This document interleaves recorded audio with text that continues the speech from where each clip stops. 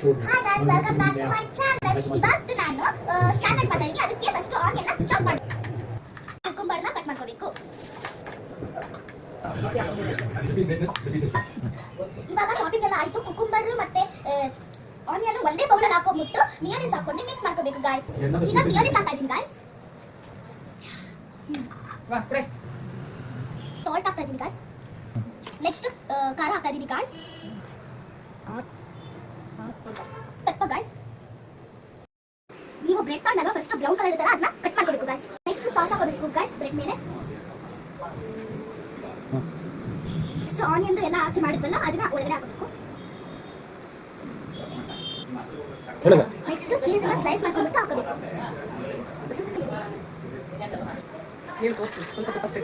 ಸ್ವಲ್ಪ ತುಪ್ಪನ ಇದ್ರ ಮೇಲೆ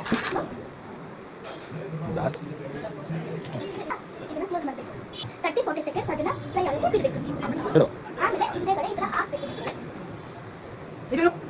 ಅದಕ್ಕೆ ಈ ತರ ಫ್ರೈ ಆಗಿರುತ್ತೆ. ನೀವು ಇದನ್ನ ನೋಡಬೇಕು. ಈ ತರ ನೀವು ಕೂಡ ನಿಮ್ಮ ಮನೆಯಲ್ಲಿ ಟ್ರೈ ಮಾಡಿ. ಅದು ಟೇಸ್ಟಿ ಆಗಿ ಚೆನ್ನಾಗಿರುತ್ತೆ. ಸ್ಯಾಂಡ್ವಿಚ್ ರೆಡಿ ಆಗಿದೆ. ಚೆನ್ನಾಗಿ ಚಿಕ್ಕಪ್ಪ ನಮ್ಮ ಅಜ್ಜಿನ ನೋಡಕ್ಕೆ ಬಂದಿದ್ದು ಗೈಸ್.